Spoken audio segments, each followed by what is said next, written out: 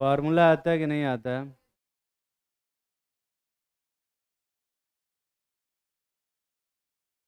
ठीक है। तो परसेंटेज वेट बाय वेट के फार्मूले में ऊपर क्या लिखा जाता है? वेट ऑफ, और नीचे वेट ऑफ, और कुछ इंटू 100 होता है। परसेंटेज वेट बाय वॉल्यूम में क्या करते हैं हम लोग? ऊपर वेट ऑफ सल्यूट, नीचे into 100। Percentage volume by volume क्या करते हैं? वॉल्यूम ऑफ सल्यूट, क्योंकि यहाँ पे सल्यूट लिक्विड होता है, और नीचे वॉल्यूम ऑफ सॉल्यूशन, और इंटू 100। ठीक है ना? यही बनेगा। हाँ, तू खड़ी हो जावे। तो परसेंटेज वॉल्यूम बाय वॉल्यूम का क्या फार्मूला बताया अभी मैंने?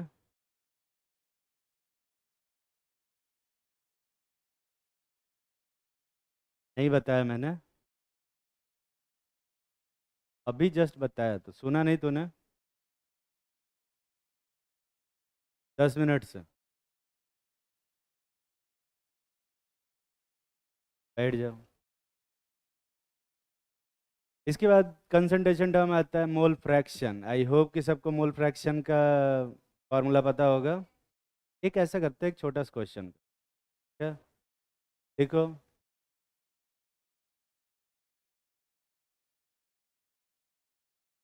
40 ग्राम, 40 नहीं, 20 grams of NaOH, NaOH was dissolved in 180 ml of water. 180 ml of water.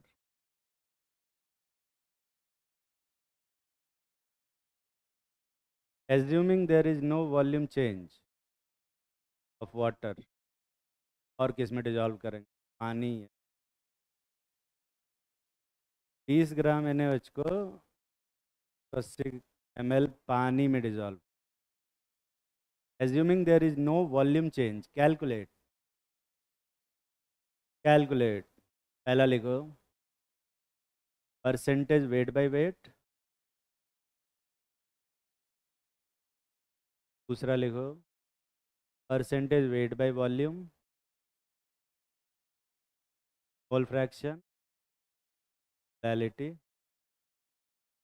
Molarity and density of solution. Molality बोले हैं या मोलैरिटी बोले हैं? दोनों बोले हैं। And density of solution. तुम्हारे पास समय है मात्र 3.5 मिनट का। जल्दी करो।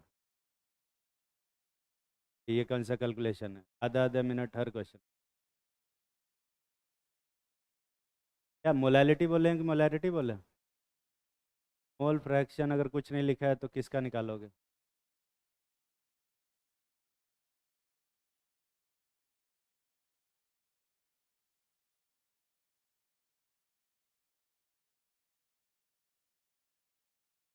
आज की क्लास एक्सटेंडेड है थोड़ा सा। क्या? इतना नहीं पता, थोड़ा सा। आधे घंटे में भी 1:30 बजे छोड़ते हैं, 2 बजे क्या? कोई दिक्कत तो नहीं किसी को? कोई ऐसा जिसको बस पकड़नी हो? चले जाना तुम, अभी चले जाओ। मैं तो क्या, जल्दी मिल जाएगी बस। वैसे भी कल नहीं थे तुम। फिर क्या?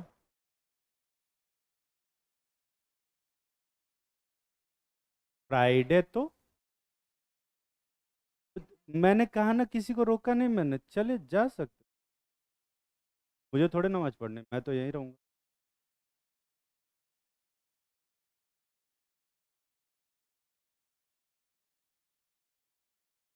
अगर किसी कोई काम है बिल्कुल जा सकते। 1:30 बजे के बाद किसी को रोकूंगा नहीं। क्या?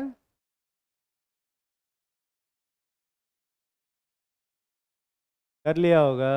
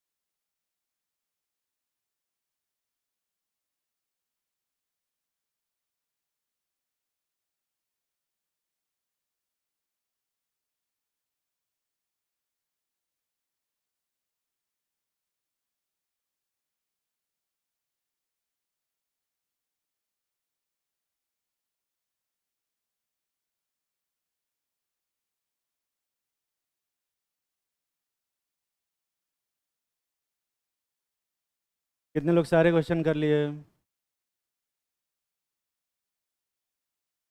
करो, मुझे लगता है ये वाला तो डिस्कस भी नहीं करना चाहिए मुझे, पर कर देता हूँ। NaOH और पानी दोनों दिया है, दोनों मिला के क्या बनता है? सोल्यूशन। अब NaOH का वेट कितना दिया है जल्दी बताओ? 20 ना? वॉल्यूम जो होगा, मोल देखते हैं, मोल कितना, और यहाँ वॉल्यूम। वॉल्यूम में पानी का वॉल्यूम कितना दिया है? सोल्यूशन का वॉल्यूम कितना होगा? अगर वॉल्यूम पानी का 180 है तो इसका वेट कितना होगा? 80 ग्राम। तो इन दोनों का वेट कितना होगा, दोनों को जोड़ के बता। क्या मोल बताएंगे जरा, इसका मोल कितना होगा? 0.5, और इसका मोल 10, तो इसका टोटल मोल।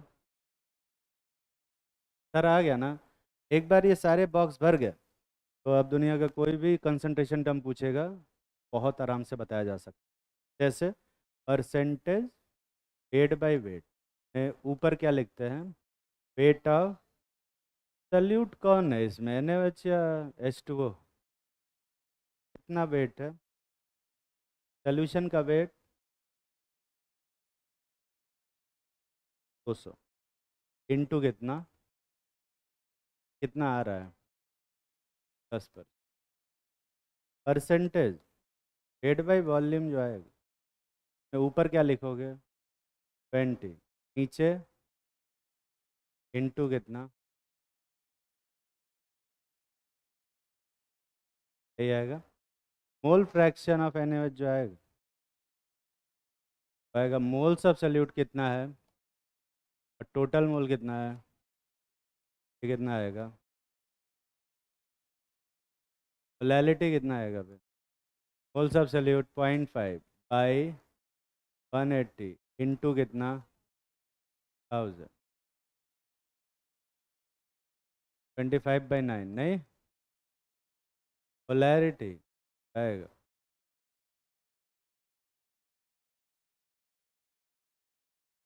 यही आ रहा है। और डेंसिटी ऑफ सोल्यूशन, अच्छा तो मोलैरिटी और मोलैलिटी दोनों क्या रहती है हमेशा? ऐसा कुछ नहीं है, ऐसा यहाँ पे बस डेंसिटी कितना आएगा, टोटल वेट कितना है, 200 डिवाइडेड बाई वॉल्यूम कितना आ रहा है?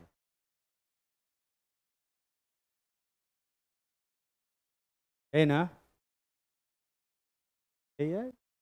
ईमानदारी से हाथ उठाओ, कितने लोग ये सारे क्वेश्चन सही से कर पाए थे, सारे आंसर सही से निकाल रहे हो?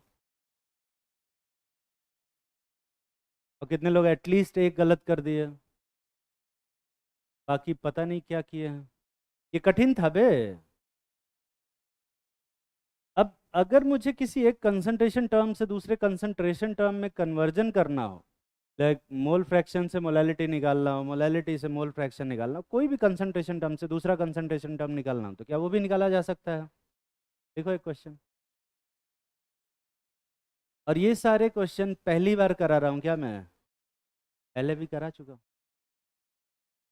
Kind of revision. देखो, if mole fraction of NaOH in its aqueous solution, if mole fraction of NaOH in its aqueous solution is 1 by 21, 1 by 21, calculate molality of the solution. Calculate molality of the solution. Calculate बोले, find नहीं। Find में तो सीधा answer है, कितना आएगा भाई? 25/9। पर तुम्हें वो 25/9 कैलकुलेट करके बताना है कि आ रहा है 25/9। करो।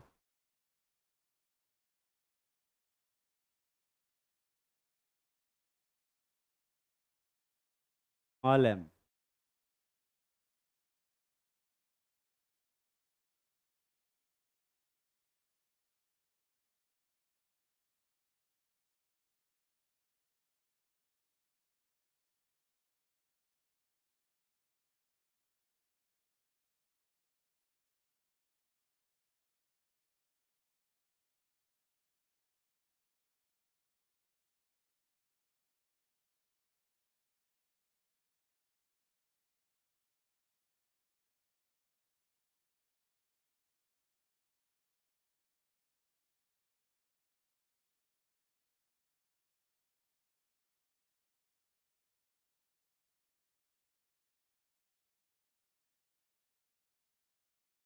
कर लिया।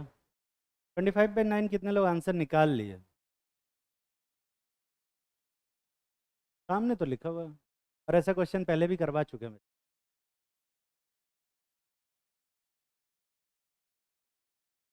क्लास ही में दिया हुआ क्वेश्चन दोबारा पूछेंगे तो क्लास में नहीं कर पा रहे हो। अगर क्लास में ही दिया हुआ क्वेश्चन एग्जाम में आ जाएगा तब कैसे करोगे फिर? कहते हैं नहीं नहीं हम तो कर लेंगे तब तो। ऐसे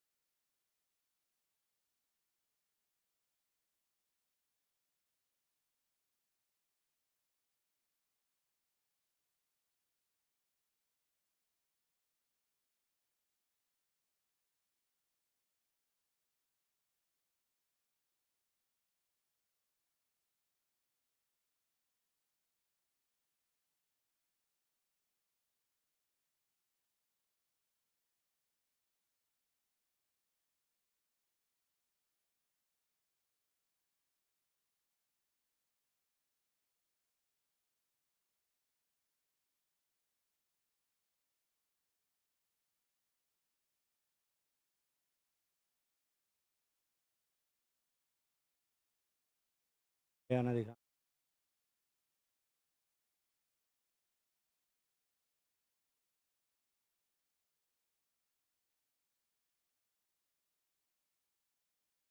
भेज।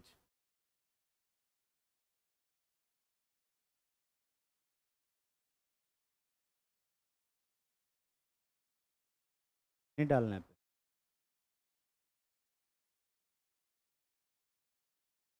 वो चैन कंसेंट।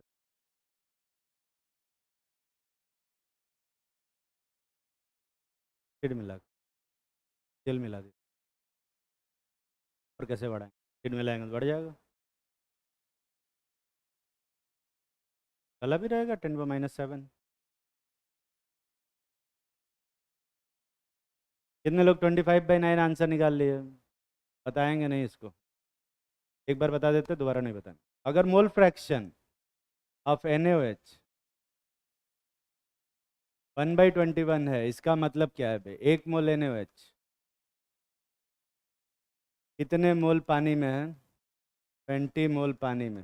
यही है ना? मोलैलिटी में क्या लिखते हो ऊपर? मोल्स ऑफ सल्यूट कितना है? नीचे क्या लिखते हो? Weight of solvent. वेट तो अब मोल दिया हो तो कोई वेट बता पाया आज तक? 20 इंटू क्या करोगे? 18। ये किस में आएगा? किलोग्राम में कि टन में? ग्राम में आ रहा है। अच्छा अच्छा, तो ग्राम में आएगा तो ऊपर किससे मल्टीप्लाई करना पड़ेगा? 1000। सॉल्व करना 25 बाई क्या आएगा? कठिन था ये? यही तो लिखना था। अब इसको छापते हो तो अलग बात है। छापोगे तो अगला वाला भी छापोगे। देखो, if molality of aqueous solution of NaOH, एक और क्वेश्चन लिखेंगे। If molality of aqueous solution of NaOH is 25/9, calculate mole fraction of NaOH।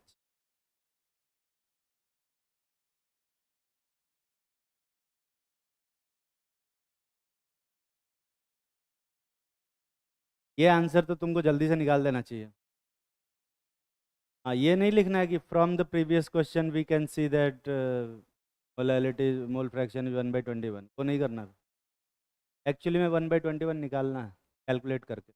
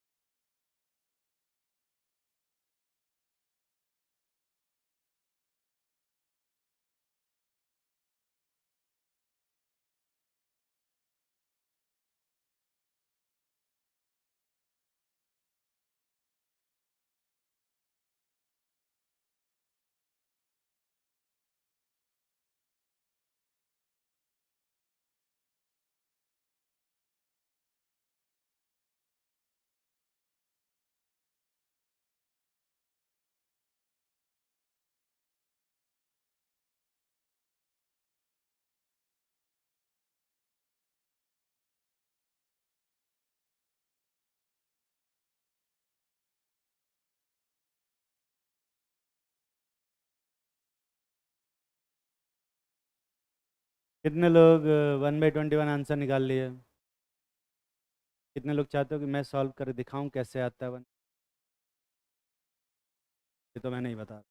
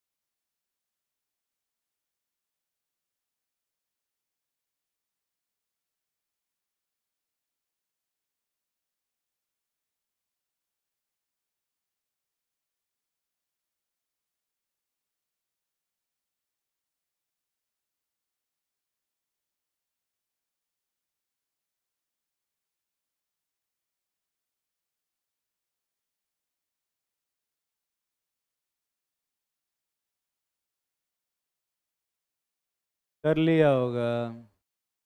बोलते भी नहीं है सब। कितने लोग 1/21 आंसर निकाल लिए?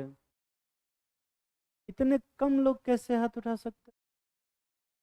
सेम क्वेश्चन दिया है मैंने। 1/21 दे के 25/9 निकालना सिखाया। अब 25/9 दे के 1/21 निकालने को कह रहे हैं। कैसे नहीं निकाल पा रहे हो?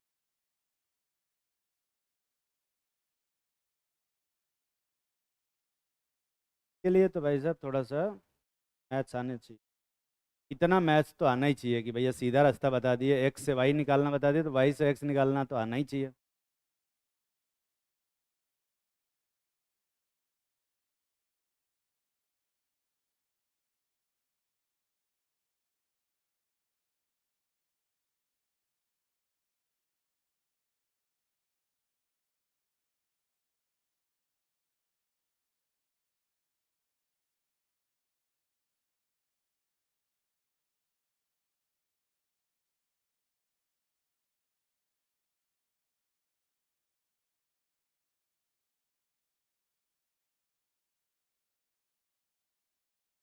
ठीक है, ये घर पे कर लेना तुम। क्या निकाल लोगे ना? मैं भी यहाँ सब कुछ कहेंगे कि अरे बतईबे नहीं करते हैं, इनको अइबे नहीं करता है। खुद आए पहले तब तो बताएंगे। नहीं आता मुझे, नहीं बताऊंगा। नहीं बताऊंगा मैं, कर लेना। ये क्वेश्चन, अबे ये क्वेश्चन तो नहीं करना है। कितने लोग चाहते हो, ईमानदारी से आते हो, कितने लोग चाहते हो कि मैं सॉल्व करके दिखाऊं 1/21? हाथ उठाओ, बताऊंगा, डरो मत। अरे डरो मत, बताऊंगा। हाथ उठाओ। ठीक। तो लोग कोल्ड ड्रिंक पियो कभी? ऐसे भी तो पिला नहीं रहे हैं। कोल्ड ड्रिंक में ऑब्वियसली कोल्ड ड्रिंक पीना सबको बढ़िया लगता है, और उसका रीज़न है कोल्ड ड्रिंक के अंदर पड़ने वाला एक सॉल्ट। और वो जो सॉल्ट होता है, वो उसका फॉर्मूला किसी को नहीं पता है, वो बहुत पेटेंटेड फार्मूला है कुछ। कोक में तो सिर्फ दो ही लोगों को पता है। कोका कोला जो पीते हैं तुम लोग, उसका जो सॉल्ट पड़ता है उसमें, वो उसका फार्मूला सिर्फ दो लोगों को पता है उसके इंग्रेडिएंट का। वो दोनों लोग एक साथ फ्लाइट में भी ट्रेवल नहीं करते हैं। Just in case flight crash हो गई तो कोक बनाएगा कौन फिर? बनी बंद हो जाएगी। तो ये जो सॉल्ट है उसकी वजह से टेस्ट आता है। पर तुमने देखा होगा कि कोल्ड ड्रिंक को अगर हम ओपन करते हैं, कोल्ड ड्रिंक का जो बॉटल रहता है ओपन करने से पहले काफ़ी हार्ड रहता है। अगर प्लास्टिक का हो तो, ग्लास का रहेगा तो हार्ड वैसे ही रहेगा। पर प्लास्टिक का बॉटल खोलने से पहले काफ़ी हार्ड रहता है। और खोलने के बाद वो क्या हो जाता है बे, थोड़ा सॉफ्ट हो जाता है, इजली दब जाता है। ठीक है? और उसमें से कुछ ऐसा बबल के फॉर्म में कुछ गैस निकलता रहता है। तुम्हें पता है वो कौन सी गैस होती है? CO2 गैस होती है। और इसीलिए कोल्ड ड्रिंक पीना सबसे ज़्यादा खराब होता है। तीन तरीके से कोल्ड ड्रिंक तुमको नुकसान पहुंचाता है। पहला, एक तो उसमें वो ठंडा रहता है, और क्योंकि कोल्ड ड्रिंक ठंडे में ही पिया जाता है। कोई हॉट उसको कभी बॉयल करके कोल्ड ड्रिंक पिया है तुमने कभी? कोई मतलब ही नहीं होगा उसका। कोल्ड ड्रिंक नाम ही है उसका, ठंडा करके ही पीना होता है। और बॉडी का एक टेम्परेचर होता है 37 डिग्री, तुम्हें पता होगा। हाँ, तो उस पे ही सारे जो डाइजेशन वगैरह जितने प्रोसेस, तुम बायोलॉजी के हो, तुम्हें बताने की ज़रूरत नहीं है। जैसे हम कोल्ड ड्रिंक पीते हैं, हमारे बॉडी का टेम्परेचर क्या हो जाता है, कम हो जाता है। इससे बाकी जितने भी ब्लड सर्कुलेशन वाले प्रोसेस, डाइजेशन वाले प्रोसेस, वो सारे स्लो हो जाते हैं। क्या? और बैक्टीरिया ग्रोथ भी फास्ट हो जाता है, की तो सब पता होगा। तो बॉडी का टेम्परेचर लो करना अपने आप में ही एक नुकसानदेह चीज़ है। आजकल बहुत फैशन टाइप का चला रहता है। जरा सा फीवर होता है तो लोग तुरंत पैरासीटामॉल खा लेते हैं। उनको पता है पैरासीटामॉल, सबको पता है। उसमें कुछ तो ऐसे हैं वो डोलो 65 खा लेते हैं, 650 खा लेते हो। 650 mg वाला बहुत खतरनाक होता है ना, वो खाना ही नहीं चाहिए। बॉडी टेम्परेचर क्यों कम कर रहे हो तुम अपना? बैक्टीरिया मरने दो ना टेम्परेचर से। इसीलिए तो बॉडी ने टेम्परेचर बढ़ाया है, ताकि जो बैक्टीरिया है अंदर वो मर जाए। तो तुम पैरासीटामॉल खा के उसको कम कर लिए तो बैक्टीरिया वहीं रहेगा। फिर बाद में बैक्टीरिया के लिए एंटीवायरल खाओगे। इससे अच्छा कि फिर हो जाने दो। थोड़ा सा फीवर चलता है, अब 103 का फीवर हो गया, 105 का हो गया, तब भी नहीं करोगे नहीं सर बोले हैं बैक्टीरिया मारने के लिए। तो बैक्टीरिया के साथ बहुत सारे ऐसे नहीं करना है, ठीक है। जब फीवर बहुत ज़्यादा हो जाता है उसको कम करने के लिए पैरासीटामॉल खाया जाता है। थोड़ा बहुत फीवर आता है, होने दिया करो, कोई दिक्कत वाली बात नहीं है, नॉर्मल चीज़ है हल्का फीवर। ठीक है? बॉडी का टेम्परेचर लो करना खतरनाक होता है, और इसीलिए कोल्ड ड्रिंक नुकसान करता है। दूसरा इसमें क्या होता है, वो जो सॉल्ट होता है ना, एक्चुअली में बहुत जल्दी डिकम्पोज होता है एक दूसरे सॉल्ट में, और CO2 रिलीज करता है। और सॉल्ट, जो सेकंड सॉल्ट है, उसका टेस्ट उतना अच्छा नहीं होता। एक बार जब तुमने देखा होगा कोल्ड ड्रिंक का बॉटल ओपन हो जाए और एक बार CO2 गैस उसमें से निकल जाती है, तब फिर कोल्ड ड्रिंक में वो टेस्ट नहीं आता। जो तुरंत खोलने के बाद जो तुरंत टेस्ट आता है खोल के पीने के बाद, वो टेस्ट, अगर 1 घंटे से, कई लोग होते हैं मिडिल क्लास फैमिली में, 2 लीटर का कोल्ड ड्रिंक आ गया, मेहमान आए, तो सबको पिलाने के बाद बहुत सारा कोल्ड ड्रिंक बच जाता है, आधा लीटर बच गया, तो वो क्या करते हैं, उसको बंद करके फ्रिज में रख देते हैं, है ना, और उसी को पीते हैं अगले 3-4 दिन तक। वो टेस्ट नहीं आता, तुमने भी पिया होगा, देखो सब जानते हैं, है ना, सब यही काम करते हैं। वो टेस्ट नहीं आता, काहे नहीं आता बे वो टेस्ट? क्योंकि जो टेस्ट है वो पहले वाले सॉल्ट का आता है, दूसरे वाले सॉल्ट का नहीं आता। ठीक है? और दूसरे वाले, पहले वाले सॉल्ट को मेंटेन रखने के लिए अपने को इक्विलिब्रियम को किधर शिफ्ट करना पड़ेगा? पीछे की तरफ शिफ्ट करना पड़ेगा। पीछे की तरफ शिफ्ट करने के लिए लीच एट प्रिंसिपल पढ़े हो ना, उसके लिए अपने को किसका कंसंट्रेशन बढ़ाना पड़ेगा? CO2 का। हाँ, उसमें इतना ज़्यादा CO2 मिला दिया जाता है ताकि ताकि जो टेस्ट है सॉल्ट वन का ही आए, सॉल्ट टू का टेस्ट बिल्कुल ना आए, क्योंकि वो बहुत घटिया लगता है, मीठा पानी जैसा लगता है और कुछ भी नहीं। हाँ, सॉल्ट टू का टेस्ट एकदम बकवास होता है, और उस सॉल्ट वन के टेस्ट को इन्हेंस करने के लिए उसमें ढेर सारा CO2 मिलाया जाता है। ठीक है? अब टेस्ट करते टाइम तो सॉल्ट वन टेस्ट किया, पर पेट में जाने के बाद वो डिकम्पोज होकर क्या प्रोड्यूस करता है? CO2 प्रोड्यूस करता है। और CO2 शरीर के लिए कितना फ़ायदेमंद है तुम्हें पता ही है कि नहीं बे? तो CO2 शरीर के अंदर जाता है कि हड्डियों को कमज़ोर करता है और बाकी क्या। उसके अलावा जो तीसरा प्रॉब्लम है वो है शुगर। अ, इस सॉल्ट वन का टेस्ट उतना भी अच्छा नहीं होता जितना तुमको लगता है ना, काफ़ी कड़वा होता है, और उसमें ढेर सारा चीनी मिलाने के बाद का टेस्ट आता है, वो काफ़ी अच्छा होता है। इसके लिए कोल्ड ड्रिंक में बहुत सारा चीनी, 250 ml 250 ml की जो कोल्ड ड्रिंक पीते हो, उसमें जितना शुगर रहता है वो पूरे तुम्हारे दिन भर के इंटेक के बराबर। ठीक है? अब उसके अलावा जो भी तुम खाओगे, वो जो एक्स्ट्रा शुगर होगा, वो तुम्हें हमेशा, शुगर हमेशा नुकसान ही करता है, तुम्हें पता है। अगर तुम उसको खर्च नहीं करोगे, शुगर बहुत ज़रूरी होता है भैया, ग्लूकोज नहीं रहेगा तो कैसे कंबशन होगा और कैसे एनर्जी आएगी? उसके बिना एनर्जी नहीं आएगी। लेकिन एक्स्ट्रा शुगर जब पड़ा रहेगा तुम्हारे पास, तो और वो कंज्यूम नहीं हो रहा है, तो नुकसान ही करेगा। तो शुगर नुकसान करता है, CO2 नुकसान करता है, और ठंडा होने की वजह से भी नुकसान करता है। तीनों तरीके से नुकसान करता है। फ़ायदा क्या है?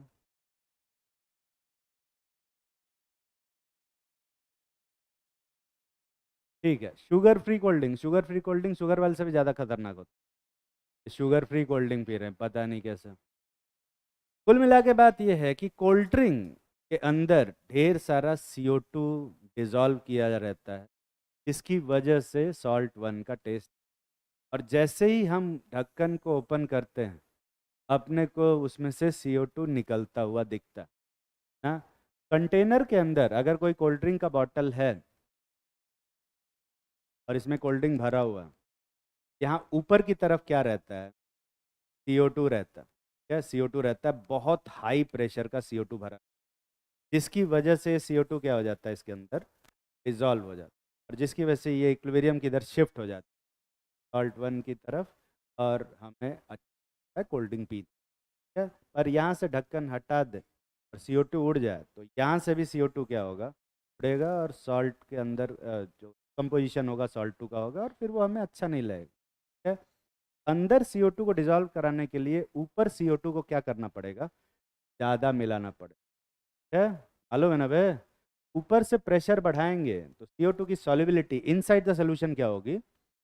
बढ़ेगी। यही हेनरीज लॉ है। देखो, Henry's law, solubility of gas. तुझे क्या लगा कि कोल्ड ड्रिंक की बातें कर रहे हैं तो अभी मंगवाएंगे सबके लिए 1-1 लीटर? तो अब इसका क्या मतलब? अभी कुछ दिन बाद अगर ऑर्गेनिक केमिस्ट्री में TNT बनाना सिखाएंगे तो क्या तुम क्या घर उड़ाने वाले हैं यहाँ पे? अल्कोहल बनाने मतलब अल्कोहल के लिए तुम्हें मेरी ज़रूरत नहीं है, तुम जाओ वहाँ से खरीद लो, बगल में दुकान खुलवा रखे हैं। और खरीदे भी होंगे पता नहीं। अरे नहीं सर, क्या बात कर, इतने सीधे तो तुम नहीं हो। हाँ, मेरा नाम बताओ, पहचानता भी नहीं मुझे, मैं यहाँ से लेता ही नहीं।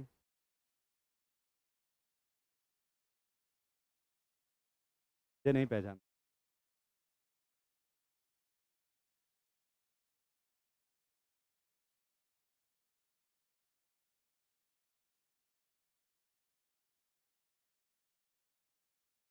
तो हेनरी साहब ने कहा, किसी भी सोल्यूशन में, किसी भी सॉल्वेंट के अंदर या सोल्यूशन के अंदर कोई भी गैस अंदर डिजॉल्व है, अंदर उसका जो मोल फ्रैक्शन होगा वो ऊपर के गैस के पार्शियल प्रेशर के क्या होगा? डायरेक्टली प्रोपोर्शनल होगा। मतलब जो partial pressure of CO2 gas है, CO2 नहीं, कोई भी गैस है, डायरेक्टली प्रोपोर्शनल होगा किसके? मोल फ्रैक्शन ऑफ, क्या यही होगा ना बे? ना सुना सा लग रहा। डाल्टन साहब भी तो यही बोले थे, पार्शियल प्रेशर ऑफ गैस क्या होगा? मोल फ्रैक्शन के डायरेक्टली प्रोपोर्शनल होगा। डाल्टन साहब भी यही कर रहे हैं, तो इधर हेनरी साहब अपना रूल बना के यहाँ पढ़ा रहे हैं यार। दोनों एक ही तो है।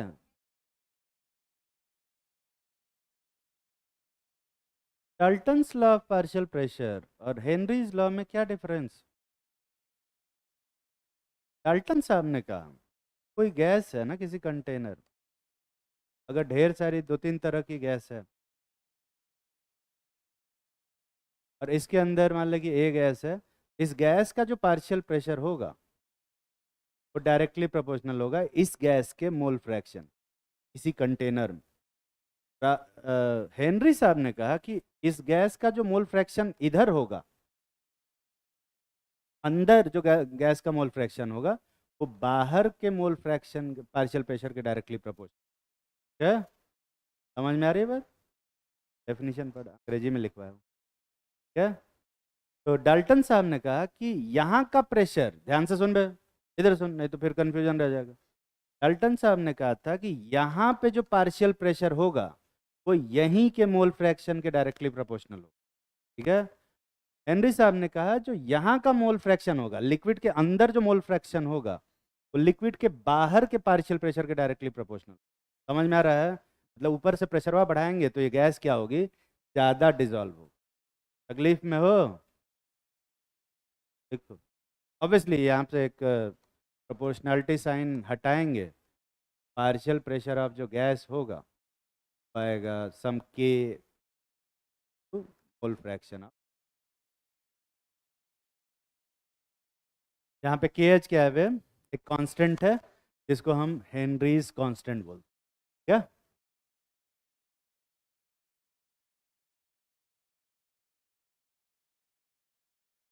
P partial pressure of gas है ओवर द लिक्विड और द सोल्यूशन है। Partial pressure above the solution directly proportional to mole fraction below the solution है। इस चीज़ को ध्यान से पढ़। ये डिफरेंस है Dalton's law of partial pressure और हेनरीज लॉ में, दोनों एक ही लॉ नहीं है। अगर ध्यान से नहीं सुनोगे दोनों एक ही जैसे लगेंगे कि पार्शियल प्रेशर मोल फ्रैक्शन के डायरेक्टली दोनों डिफरेंट, टोटली डिफरेंट।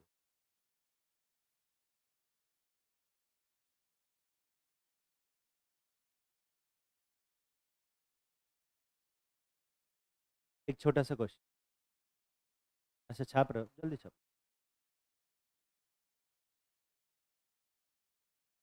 ये समझ में आया ना भाई सभी को? कौन सा पार्शियल प्रेशर कौन से मोल फ्रैक्शन के डायरेक्टली प्रोपोर्शनल होगा?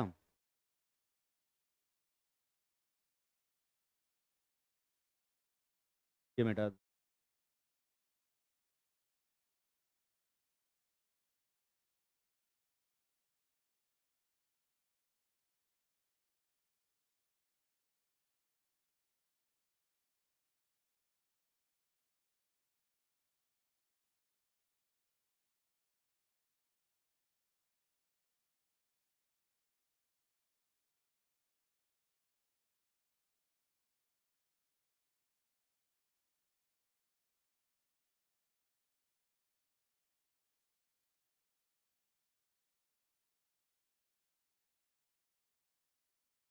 क्या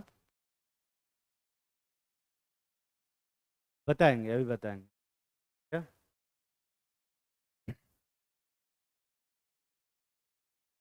लिखो एक छोटा सा क्वेश्चन। यूट्यूब भेज दिया है।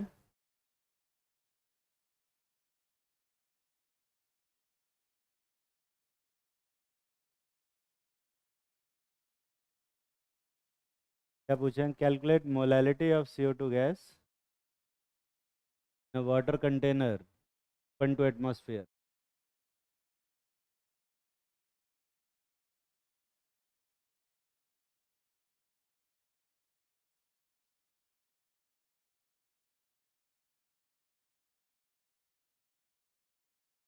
थोड़ा दिमाग पे जोर डालेंगे सॉल्व हो जाएगा। बहुत कोई कठिन क्वेश्चन नहीं है, बहुत ही बेसिक सा क्वेश्चन है। हेनरीज लॉ पे इससे आसान क्वेश्चन नहीं पूछा। अरे नहीं पूछा जा सकता है, पर मैं इतना आसान क्वेश्चन उस इससे आसान नहीं पूछ सकता।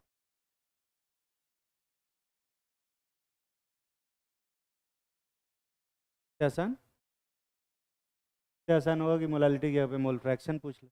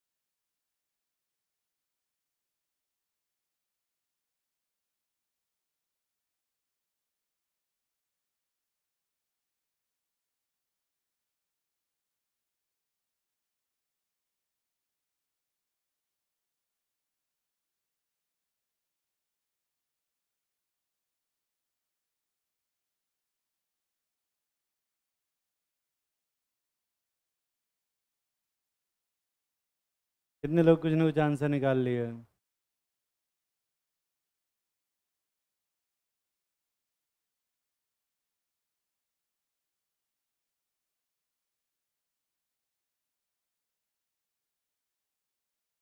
चलो ठीक है, देखते हैं। यहाँ देखो, जो फॉर्मूला होता है तुमने पढ़ा होगा, partial pressure of gas, CO2 gas, कब होगा? Henry's constant KH to mole fraction of CO2 gas. Partial pressure इधर है, मतलब एक कंटेनर है, फोटो बना लिया करो, एक कंटेनर है, इसके ऊपर ओपन टू एटमॉस्फेयर है, तो यहाँ पर सारी गैसेज होंगी, ऑक्सीजन भी होगा, नाइट्रोजन भी होगा, और क्या भी होगा बे? CO2। टोटल प्रेशर एटमॉस्फेयर का कितना होता है? 1 atm। लेकिन खाली CO2 का पार्शियल प्रेशर यहाँ पे कितना है? 1/100, है ना? 0.1, इतना ही है। अब अगर CO2 यहाँ पर है तो ये CO2 क्या भी होगा?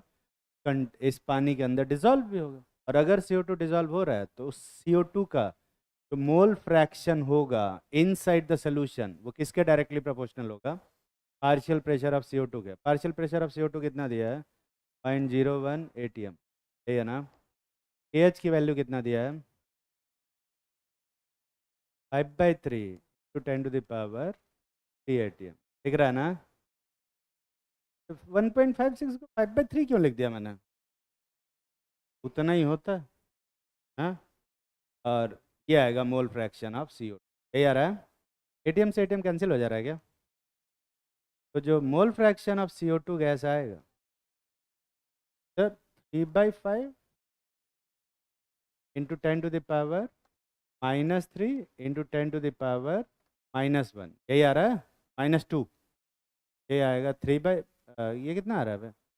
6 इंटू 10⁻⁻6। अभी जस्ट सॉल्व। बहुत ज़्यादा है, बहुत कम है? बहुत कम। जो जो मोल फ्रैक्शन ऑफ CO2 है वो काफ़ी कम है, पर क्वेश्चन में मोल फ्रैक्शन पूछा है कि मोलैलिटी पूछा है? कभी मोल फ्रैक्शन को मोलैलिटी में कन्वर्ट किए हो? कब?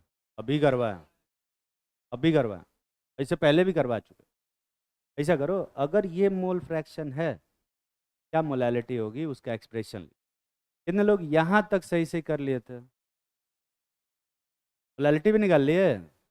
बहुत अच्छे, मोलैलिटी भी निकाल ले क्या?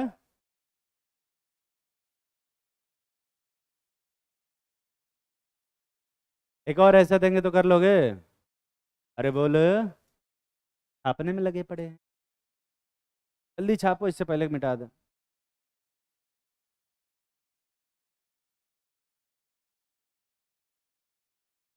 सॉल्व होने वाले। तो मोलैलिटी का एक्सप्रेशन मैं लिख देता हूँ, मोलैलिटी का एक्सप्रेशन तो लिखा ही जा सकता है, उनसे सॉल्व नहीं हो रहा तो मोलैलिटी जो होगा रहेगा मोल्स ऑफ सल्यूट कितना है? 6 इंटू 10⁻⁻6 डिवाइडेड बाई मोल्स, नीचे क्या आएगा? वेट ऑफ सॉल्वेंट कितना? 18। या ऐसा कर सकते हैं 1 - 6 इंटू 10⁻⁻6 इंटू 18, यही आएगा। और कोई ये बता सकता है ये कितना आएगा जोड़ के? घटा के बताना नीचे। 1 आएगा ना? चल, ये नीचे पूरा क्या आ जाएगा? 1 दिख रहा है ना? और अब ये सॉल्व हो जाएगा, ये 18 से कट, 3 बार 3 टाइम्स कट रहा है ना? 1/3 इंटू 10⁻⁻,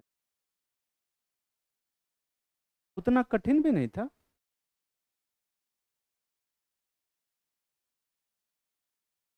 1.67 रखोगे तो कठिन आएगा, पर यहीं पे थोड़ा दिमाग लगाना। 1.67 को क्या लिख लिया जाए? 5/3।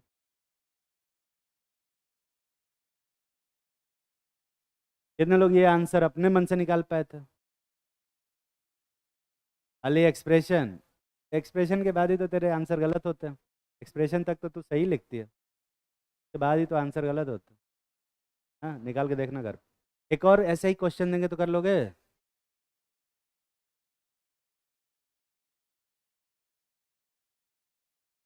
अरे के एच का वैल्यू हम अपने में थोड़े सेट करेंगे यार, के एच की जो वैल्यू होती है CO2 की वही लिखा है। लिखो ये वाला करो। अरे कैलकुलेशन ही नहीं है।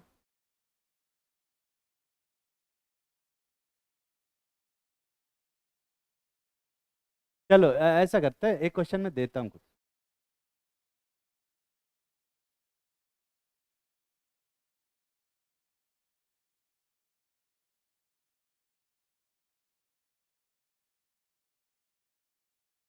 करो, बढ़िया कैलकुलेशन वाला है।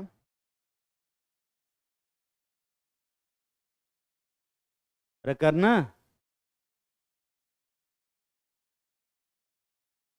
ये मत कहना कि सेम आंसर है। कितने लोग लगता है कि सेम आंसर आएगा, हाथ उठाओ। हारेंगे अभी पटक। जल्दी सॉल्व करो। हाँ, 3 के आगे भी माइनस लगा, 10⁻³ नहीं है, 10⁻³ है।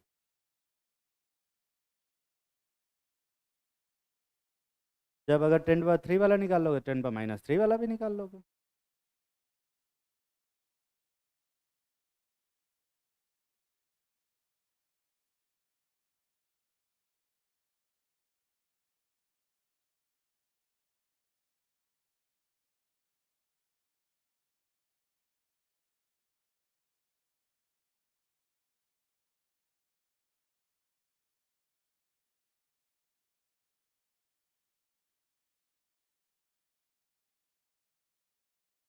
क्या? क्या? इसका मतलब कुछ गलत कर रहा है। हाँ हाँ, दोनों जगह -1 लिखो। मुझे लगता है कि ATM का जो -1 है वो ज़्यादा बड़ा लिखा है, वो 10⁻³ वाले माइनस से। करो तो, एक बार दिमाग तो लगाओ। अच्छा सॉरी, मैं भूल। मैं करता हूँ इसको। मैं करता हूँ। कितने लोग कुछ ना कुछ आंसर निकाल लिए जो एक्सेप्टेबल है, मतलब मोल फ्रैक्शन 1 से कम ही आ रहा है। 1 से कम आ रहा है ना? फिर ठीक है। जो हमने फॉर्मूला पढ़ा है, partial pressure of CO2 is equal to KH into क्या बे, मोल फ्रैक्शन ऑफ। रखो तो फॉर्मूले में, पार्शियल प्रेशर ऑफ CO2 कितना दिया? 0.01 ATM, यही है ना? इज इक्वल टू, इसको 5/3 लिख सकते हैं क्या? इंटू 10⁻³ यही आ रहा है, into mole fraction of CO2 यही आ रहा है। तो यही आ रहा है ना? तो यहाँ से मोल फ्रैक्शन निकाला जा सकता है। ये ATM से ATM इनवर्स को काट दोगे? ATM से ATM इनवर्स नहीं कटता है, पता है ना बे, ये तो मल्टीप्लाई होके ATM स्क्वायर बन जाएगा। और मोल फ्रैक्शन का तो कोई यूनिट होता नहीं है।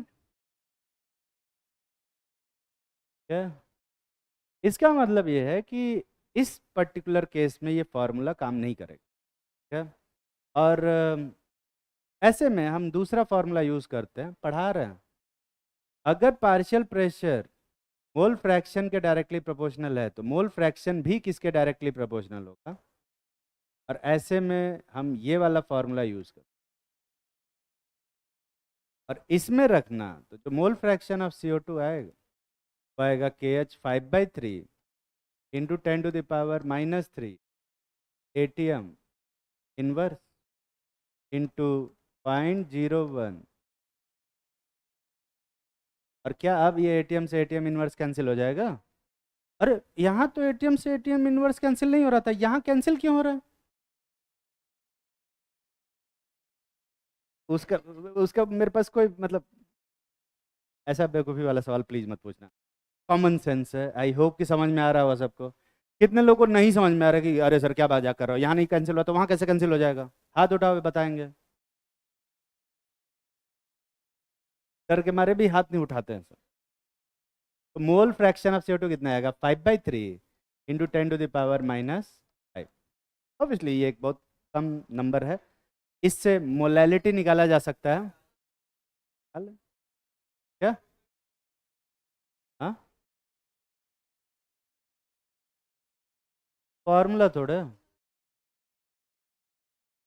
चूना लगा रहे हैं। हम कहाँ चूना लगाएंगे बे तुमको? तो हेनरीज लॉ में ये दोनों फॉर्मूला यूज होते हैं, ये वाला और ये वाला, डिपेंडिंग कि हेनरीज लॉ का जो हेनरीज कांस्टेंट का जो यूनिट है वो क्या रखा हुआ।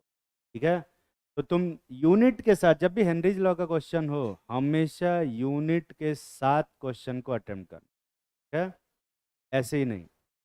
अगर यूनिट कैंसिल हो जा रही है मतलब सही फार्मूला लगा रहे हो, और यूनिट कैंसिल नहीं हो रही है तो फॉर्मूले को चेंज करने की ज़रूरत है। तकलीफ में हो, यही पढ़ा रहा था। देखो, vapour pressure of liquid, vapour pressure जानते हो क्या होता है?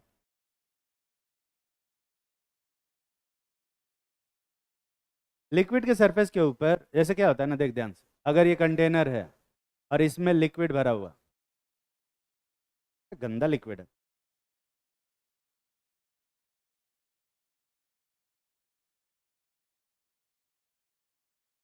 हालांकि पानी नहीं है, और इसका वेपराइजेशन हो रहा है, मतलब ये लिक्विड वोलाटाइल है, वेपराइज हो रहा है, तो यहाँ पर गैस भी बनेगा और इधर क्या है, लिक्विड। जैसे जैसे गैस का अमाउंट बढ़ेगा इस जगह पे कंडेंसेशन भी क्या होगा, बढ़ेगा। कंडेंसेशन का रेट भी बढ़ेगा, पर वेपराइजेशन का रेट क्या है, कांस्टेंट। दिख रहा है ना वे, वेपराइजेशन वेपराइजेशन का रेट किस पे डिपेंड करता है, सरफेस एरिया पे, लिक्विड के नेचर पे और सरफेस एरिया पे भी डिपेंड करता है। जैसे एक ग्लास में पानी रख दो धूप में, और एक प्लेट में पानी रख दो, ठीक है, तो कौन सा पानी जल्दी सूखेगा, प्लेट वाला, और उसको फैला के छत पे फैला दो, छत वाला पानी और जल्दी समझ में आ रहा है ना। सरफेस एरिया जितना ज़्यादा होगा उतना ही जल्दी वेपराइजेशन होगा। सरफेस एरिया कांस्टेंट है, वेपराइजेशन का रेट भी क्या है, कांस्टेंट। और यहाँ पे वेपर का अमाउंट धीरे धीरे बढ़ेगा, तो धीरे धीरे इसका कंडेंसेशन का रेट भी क्या होगा, बढ़ेगा। एक टाइम ऐसा आएगा जिस टाइम पे वेपराइजेशन जिस रेट से हो रहा होगा उसी रेट से क्या हो रहा होगा, कंडेंसेशन। इस टाइम को हम लोग क्या बोलते हैं, इक्विलिब्रियम। पढ़ा है कभी ज़िंदगी में? और इस पर्टिकुलर टाइम पे जो प्रेशर लगता है इधर, जो प्रेशर इधर लगता है यहाँ पे लिक्विड के सरफेस पे, इसी प्रेशर को हम कौन सा प्रेशर बोलते हैं, वेपर प्रेशर बोलते हैं। कौन सा प्रेशर बोलते हैं, वेपर प्रेशर। लीफ में हो, ये वेपर प्रेशर किस पे डिपेंड करता है? अगर मैं टेम्परेचर बढ़ाता हूँ, जैसे मान ले टेम्परेचर बढ़ाता हूँ, तो वेपराइजेशन का रेट बढ़ेगा घटेगा, ज़्यादा वेपर बनेगा कम वेपर, वेपर ज़्यादा बनेगा तो वेपर प्रेशर भी क्या होगा, ज़्यादा होगा। हमेशा याद रखना, वेपर ज़्यादा बनेगा तो वेपर प्रेशर क्या होगा, ज़्यादा होगा। ठीक है, अच्छा अगर सरफेस एरिया में बढ़ा दूँ, वेपराइजेशन क्या हो जाएगा, हाँ, वेपराइजेशन ज़्यादा होगा। ठीक है, तो वेपर का अमाउंट भी क्या बनेगा, ज़्यादा, तो वेपर प्रेशर क्या हो जाएगा, बराबर। वेपर प्रेशर भी उतना ही रहेगा, क्यों बे, क्योंकि ज़्यादा वेपर है तो अब सरफेस एरिया भी ज़्यादा हो गया उसी रेशियो में इस पे वेपर प्रेशर लगना है।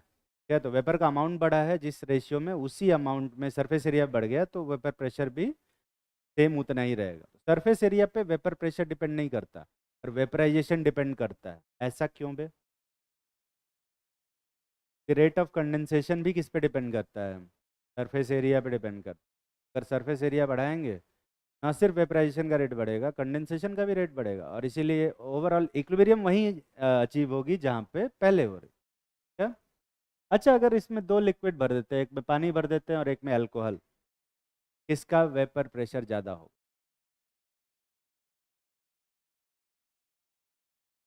अल्कोहल का बॉइलिंग पॉइंट ज़्यादा होता है कि पानी का भी? पानी का बॉइलिंग पॉइंट ज़्यादा होता है, क्योंकि पानी में हाइड्रोजन बॉन्डिंग होती है, अल्कोहल में भी हाइड्रोजन बॉन्डिंग होती है पर कम होती है। पता चल रहा है ना? तो पानी का वेपराइजेशन इजी होगा कि मुश्किल होगा बे? मुश्किल होगा। इजी कौन बोल रहा है इसी में से?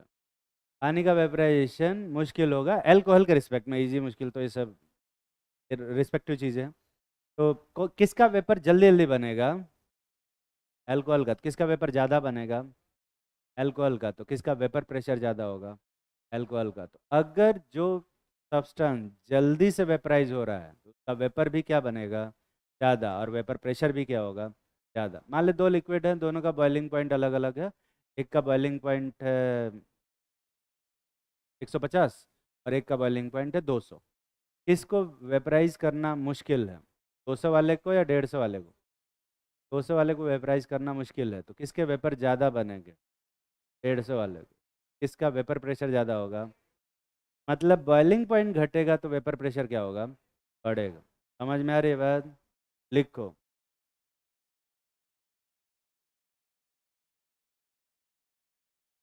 जो बकवास किए हिंदी में वही लिखवाए इंग्लिश।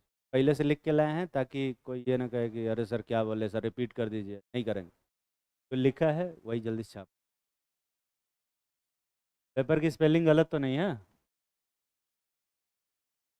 यूएस वाले के हिसाब से सही है, यूके वाले के हिसाब से गलत। पेपर की स्पेलिंग VAPOUR होता है ना। और मैं क्योंकि जो सॉफ्टवेयर यूज़ करता हूँ PPT माइक्रोसॉफ्ट एक्सेल, वो यूएस की कंपनी है। यूएस वाले में यूके इंग्लिश नहीं चलता है, यूएस इंग्लिश चलता है, और इसीलिए UR को वो गलत बताता है और ऑटोमेटिकली POR कर देता है। अरे टाइपिंग एरर 4 जगह होगी क्या? हर जगह वही स्पेलिंग लिख रखी है कि हर जगह वहाँ पे VOPOUR लिखना। तुम एक बार जाके वर्ड पे कभी वेपर लिखा है तुमने? जाके लिखना, हमेशा रेड लाइन आएगी उसके नीचे। और करेक्शन कराओगे तो वो यही करता है, इसलिए। अब हम इंडिया में यार कुछ भी लिखो कोई फर्क नहीं पड़ता।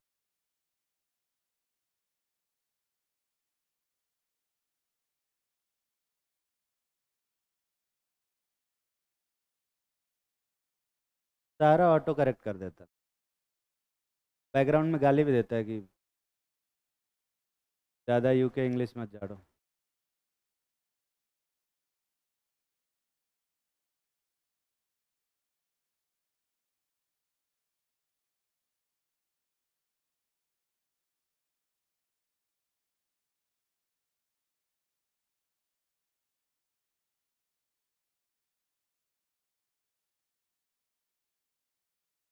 कल तुलु में 2 क्लास है ना? पहली और दूसरी दोनों यहीं, 8:30 से 10 और 10 से 12। ऑब्वियसली 2 क्लास है, दोनों क्लास बीच का ब्रेक भी मेरा ही रहे, ये कहने की ज़रूरत नहीं है। बता रहे हैं, टाइम टेबल देखने से मुझे याद थोड़ा रहता। नहीं मिलेगा, मत आना तुम। चाय समोसा मत आना, तू तो मत ही आना। कौन चाय समोसा बोला? नॉलेज मिल रहा है वो नहीं, 70,000 रुपये दे के चाय समोसा खाना। हाँ ठीक है। तो 8:30 से 10 और 10:15 से 11:45। सुबह सुबह वाली दोनों क्लास मेरी है। इसके बाद उसके बाद फिजिक्स वाले सर की है, SN राय सर। और फिर बॉटनी वाले सर की है। क्या नाम है यार इनका? विकास विकास विकास सर। नहीं नहीं नहीं, अरे विकास सर बढ़िया पढ़ाते हैं यार, क्या बात। बढ़िया पढ़ाते हैं। विकास सर को अभी तुम लोग जानते नहीं हो, धीरे धीरे जानोगे तो पता चलेगा। जान गए इतने देर में? अभी नहीं जाने हो, कह तो रहे हैं। हाँ,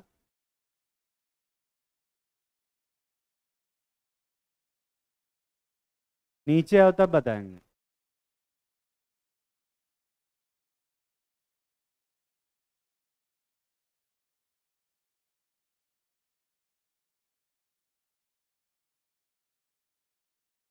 देख लिया?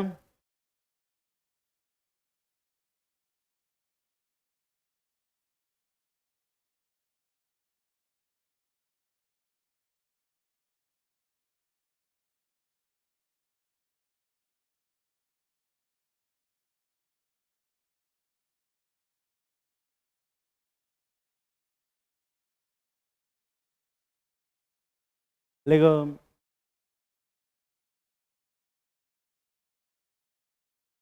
फार्मूला नहीं है, कुछ भी फार्मूला नहीं है। तुमने जगह छोड़ दिया क्या? हाँ तो ठीक है, कोई बात नहीं, जगह छोड़े तो उसका यूज़ करा देते, इसमें फ़ोटो बना लो।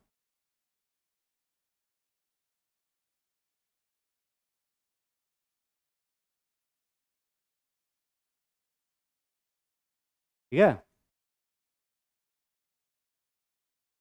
यहाँ लिखना वेपर, यहाँ लिखना लिक्विड, यहाँ लिखना इक्विलिब्रियम, यहाँ लिखना वेपर प्रेशर। ठीक है, खाली जगह यूज हो गया। उतनी भी तो जगह नहीं छोड़ी तूने। मैं बचा के पता नहीं क्या करेंगे। लिखो राउल्ट्स लॉ। इसके बारे में ज़्यादा डिटेल में बात नहीं करेंगे क्योंकि इसके बारे में हमने लिक्विड स्टेट में बात की थी, स्टेट्स ऑफ मैटर, जो कि चैप्टर सिलेबस से बाहर हो गया। हाँ, क्या कहना चाह रहा?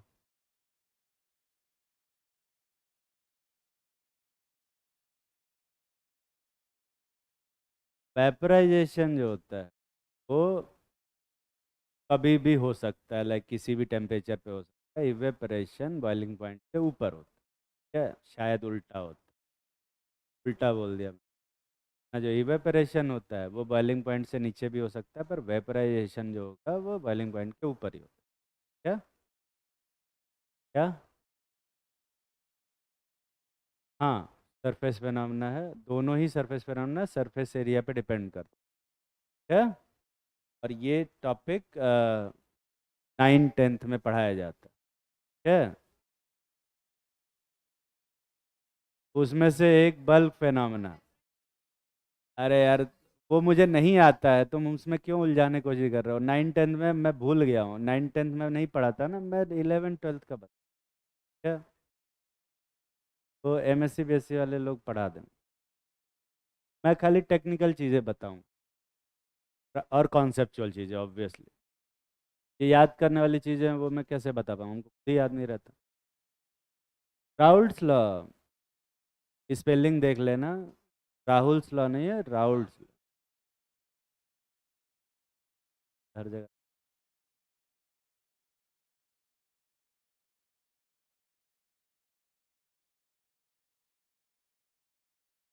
राहुल साहब ने कहा कि अगर किसी कंटेनर में दो लिक्विड है या उससे ज़्यादा भी लिक्विड है, कोई फर्क नहीं पड़ता, और दोनों के वेपर बन रहे हैं,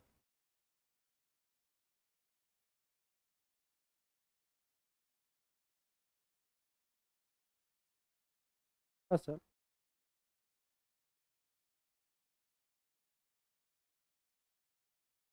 ए और बी दोनों हैं, जैसे ये ए है वो येलो कलर में है और बी ग्रीन कलर में है, ये दोनों को मिक्स करके बनाया है। तो यहाँ मिक्सचर में ऊपर किसका वेपर बनेगा, ए का बनेगा या बी का बनेगा?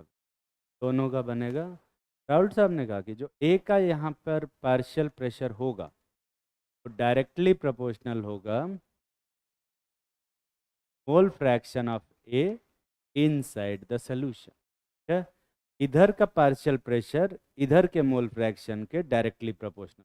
अरे ये भी सुना हुआ सा लग रहा है यार, ये तो हेनरीज लॉ है ना बे, ये तो हेनरीज लॉ है ना।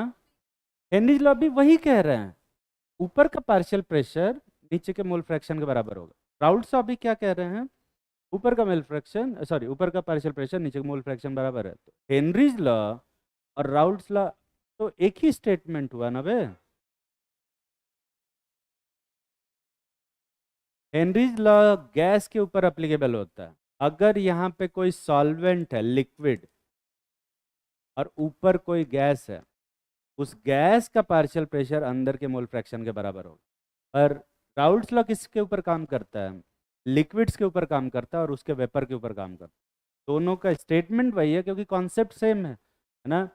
पर दोनों का जो मतलब है वो अलग अलग है ना भैया? समझ में आ रहा है मतलब? ठीक है। पार्शियल प्रेशर ऑफ ए जो आएगा, यहाँ पे इक्वालिटी साइन लगाएंगे, आएगा सम के इंटू मोल फ्रैक्शन ऑफ ए, यही आएगा। और यहाँ पे मोल फ्रैक्शन ऑफ ए बढ़ाएंगे तो पी ए की वैल्यू क्या होगी? बढ़ेगी वे, जो ये इसमें हर जगह कांस्टेंट बोल देते। मोल फ्रैक्शन बढ़ाएंगे तो पी ए क्या हो जाएगा? बढ़ता जाएगा। मोल फ्रैक्शन मैक्सिमम कितना कर सकते हैं?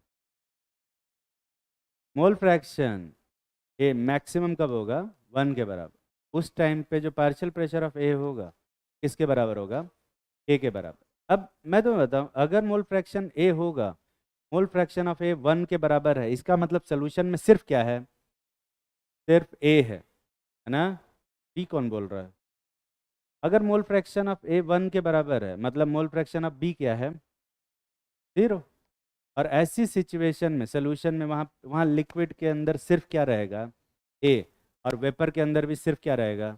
ए। तो जो वहाँ वेपर प्रेशर होगा उसको पार्शियल प्रेशर ऑफ ए बोलोगे या वेपर प्रेशर ऑफ ए बोलोगे? और उसको हम लोग किससे रिप्रेजेंट करते हैं? पी नॉट ए से। इस फॉर्मूले में पी ए आएगा, वो आएगा पी नॉट ए इंटू क्या पे?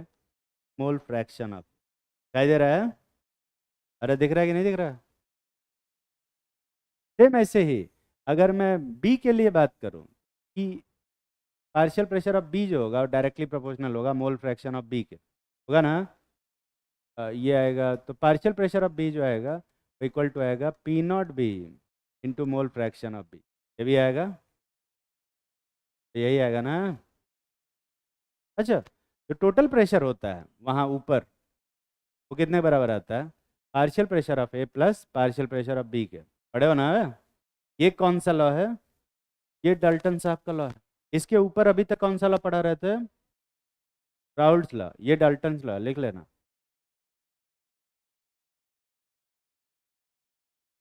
तो टोटल प्रेशर जो आएगा वो आएगा P not A x A plus P not be. यही आ रहा है? तो यही आएगा ना? अच्छा, अगर मुझे मोल फ्रैक्शन ऑफ ए निकालना है ऊपर, क्या ऊपर की तरफ मोल फ्रैक्शन ऑफ ए निकालना है? अपन ने पढ़ा है P not a, p a जो होता है वो total pressure into mole fraction of a के बराबर होता है। पढ़ा है कि नहीं पढ़ा है बे? डाल्टन्स लॉ पढ़ा है कि नहीं पढ़ा? तो यहाँ पे पी ए की जगह पे क्या लिख सकते हैं हम लोग? पी नॉट ए एक्स ए। और टोटल प्रेशर कितना है? यार इसको ऐसे कर लेते हैं ना, तो मोल फ्रैक्शन ऑफ ए होगा वो आएगा P A by P T. यही आ रहा है? एक छोटा सा कंफ्यूजन हो रहा है। देखो, ये जो मोल fraction of a inside the solution है, बिलो द सोल्यूशन, उसको हम किससे रिप्रेजेंट कर रहे हैं? एक्से से। तो मोल fraction of solution outside of the solution vapour phase में भी उसको भी एक्से से रिप्रेजेंट करेंगे क्या? अब एक्से से कर सकते हैं पर कंफ्यूजन हो जाएगा, इसलिए आज के बाद से ऊपर वाले मोल फ्रैक्शन को हम किससे रिप्रेजेंट करेंगे? वाई ए से। और नीचे वाले मोल फ्रैक्शन को हम किससे रिप्रेजेंट करेंगे? एक्सेस। क्या यहाँ पे रखना जा रहा है? कितना आ रहा है? P not A x A by P not A x A plus P not B x B. यही आ रहा है? और ऐसे ही क्या वाई बी का फॉर्मूला भी लिख सकते हो? अपने मन से लिख लेना आप। और एक बहुत छोटा सा क्वेश्चन लिखते हैं। कुछ लोग फार्मूला बहुत याद रखते हैं, उनके लिए फार्मूला है। मैं तुम्हें बताऊं, जब मैं क्वेश्चन कराऊंगा तो फार्मूले की जरूरत नहीं पड़े, बिना फार्मूले के भी कर लो। जल्दी कर।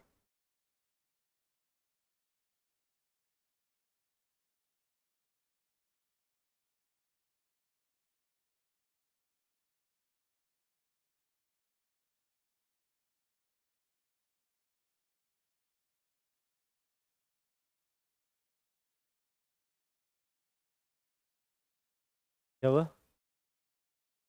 पी नॉट ए लिखो। P not a is vapour pressure of pure liquid a. P not b vapour pressure of pure liquid b. सारे टर्म्स बताता हूँ। मोल फ्रैक्शन एक्स से क्या है? Mole fraction of a inside the solution. Pi a क्या है? Mole fraction of a in vapour phase.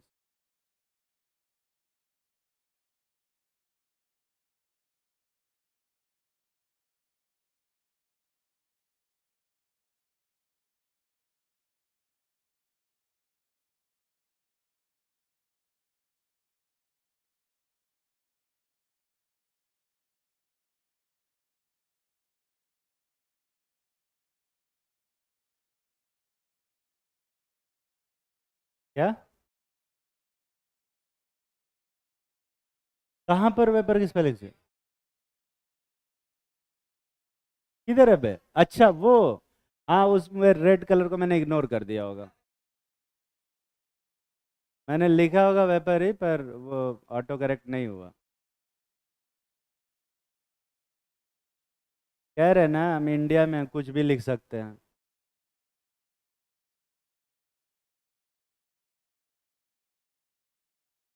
अब NEET के एग्जाम में ये क्वेश्चन तो नहीं आएगा कि वेपर की स्पेलिंग क्या है। कि अगर ये पूछेगा तो उसे खुद पहले वेपर की स्पेलिंग लिखनी पड़ेगी, तो उसका कोई सेंस नहीं बनता। लिख लिया? लिखो एक छोटा सा क्वेश्चन। ऑप्शन? चल ऑप्शन दे देंगे अगली बार से ऑप्शन। आगे पेज पे है कुछ नहीं? कोई बात नहीं, कोई बात नहीं। लिखो। Two liquids A and B, two liquid A and B having vapor pressure, two liquids A and B having vapor pressure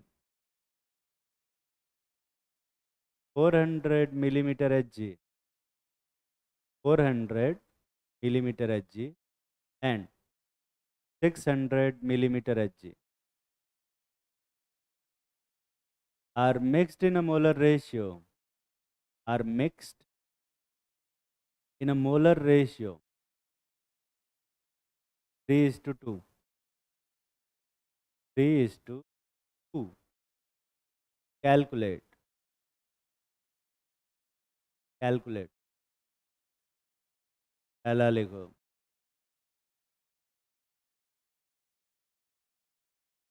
Partial pressure of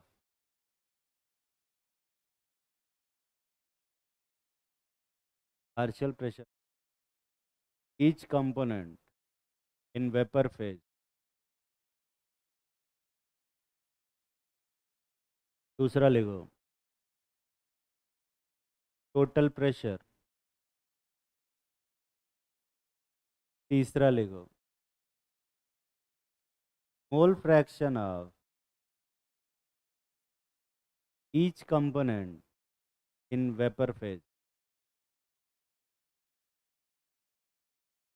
mole fraction of each component in vapour phase. और इस question को तुम ही करोगे, मैं नहीं करूँगा।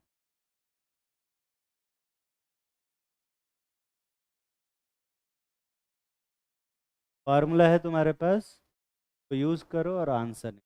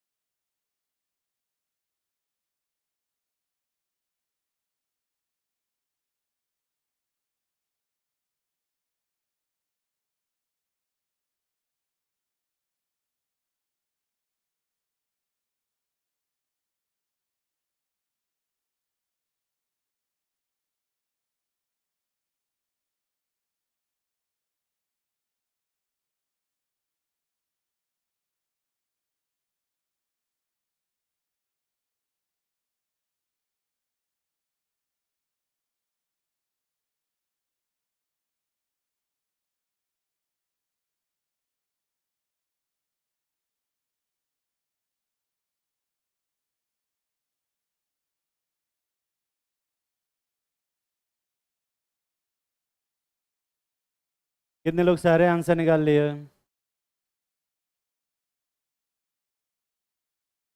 ठीक।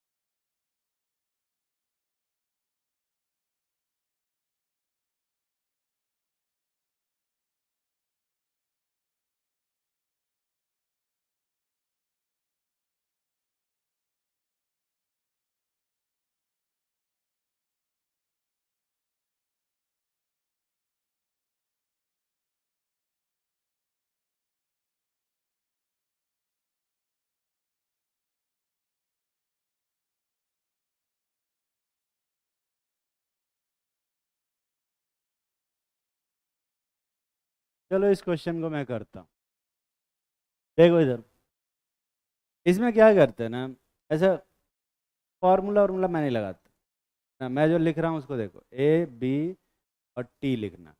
T लिखते हैं ना बे, क्या लिखा हुआ? यहाँ लिखो, मोल जो आएगा इसका कितना दिया है 3 और इसका 2, तो इसका टोटल कितना होगा 5। तो मोल फ्रैक्शन कितना आएगा कोई बता सकता है?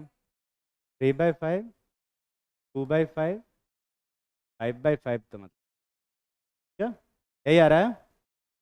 तो यही है ना? अगर मोल फ्रैक्शन है, अच्छा पी नॉट कितना है इसका? 400 और इसका 600, टोटल का कोई मतलब नहीं। क्या कोई बता सकता है कि पार्शियल प्रेशर कितना होता है? पी, ये आता है P not into mole fraction, यही आता है ना?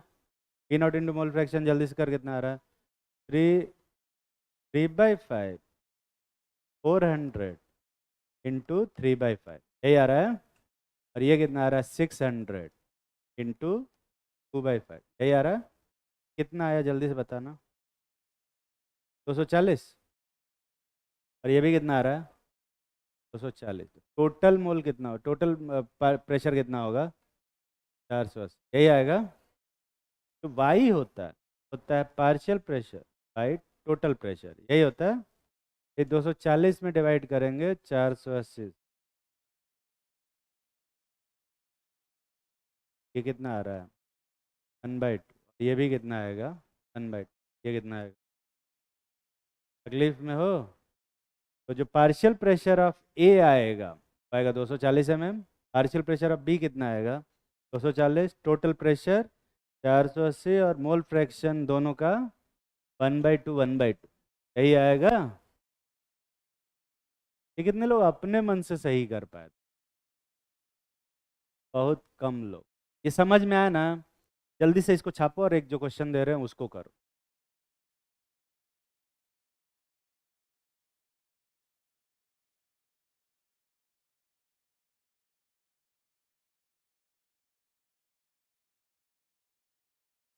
देखो समझ में आया का मतलब भी क्या होता है तुम्हें पता है? बहुत सारे लोगों को ना समझ में आया का मतलब नहीं पता होता है। मैं तुम्हें बताऊं समझ में आया का मतलब क्या होता है।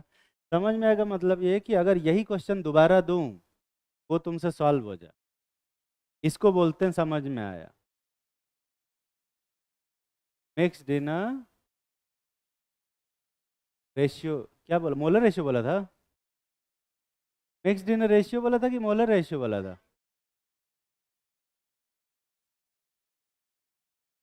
भूख लगी है तो तू हर बार उल्टा ही सुनता है, ऐसा क्यों?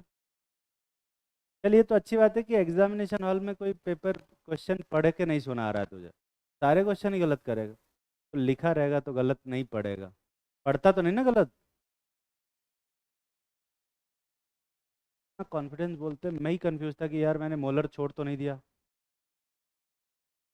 ये छाप लिया ना बे? यही क्वेश्चन दोबारा दे रहे हैं, जल्दी से कर। देखो if two liquid A and B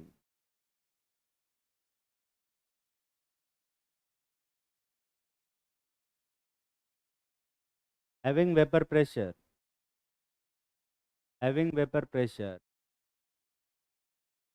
400 millimeter Hg and 600 millimeter Hg respectively. 400 millimeter Hg and 600 millimeter Hg respectively are mixed.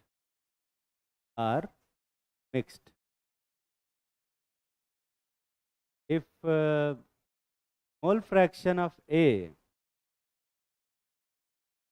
in the vapor phase,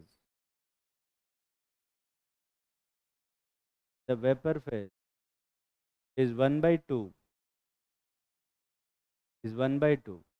calculate mole fraction of B in liquid phase.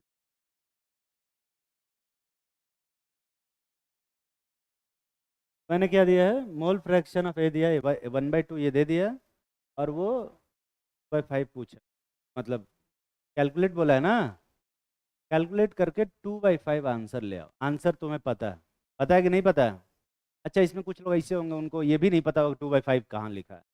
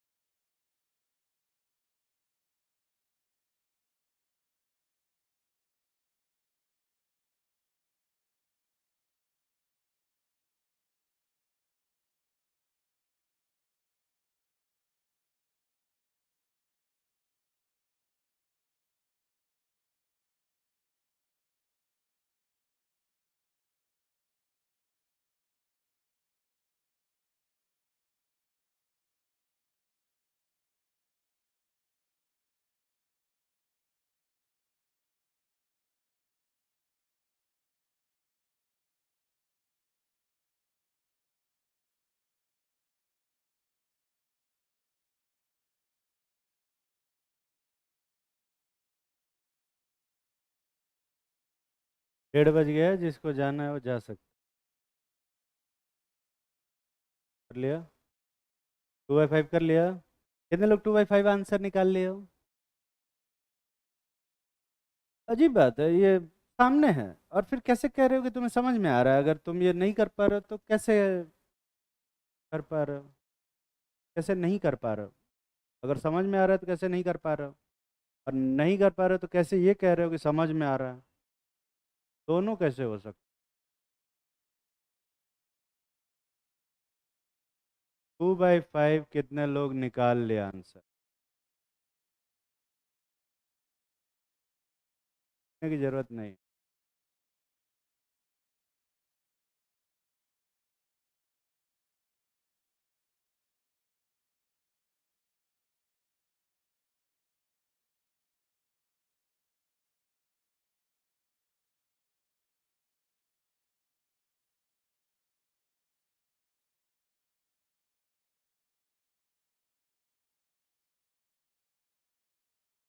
देख लिया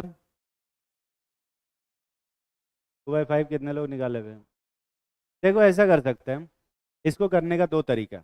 एक तो तुम common sense से कर लो, जो दिया है ना उसको मान लो x। तुम लोगों को भी जाना है क्या? छोड़ दे, बोल ही नहीं रहा। इस कंटेनर में देख, यहाँ पे मान ले कि B का कंसंट्रेशन कितना, B का मोल फ्रैक्शन कितना है x, A का मोल फ्रैक्शन कितना होगा 1 माइनस, ये P0 ये दोनों मिला के कितना आएगा 1 माइनस एक्स इंटू 400 टू 600 एक्स, यही आएगा। और यही तो टोटल प्रेशर होगा, तो ये टोटल प्रेशर है ना। और अगर ये टोटल प्रेशर है तो, और दिया क्या है, पार्शियल प्रेशर ऑफ बी दिया है कि पार्शियल प्रेशर ऑफ ए दिया है? ए दिया है, कितना मतलब ये टोटल जोड़ के और ये डिवाइड करें, ये कितना आएगा, कितने इक्वेशन हैं और कितने अननोन है। सॉल्व कर कोई एक्स की वैल्यू बता पाएगा? एक लाइन में भी आ जाएगा वो। पर मैं वो मेथड बता रहा हूँ जो सबको समझ में। क्या एक और ऐसा ही देंगे तो कर लोगे? तो जान दो, अगली क्लास में करते हैं। कल कल लेकिन नहीं छोड़ेंगे। क्या?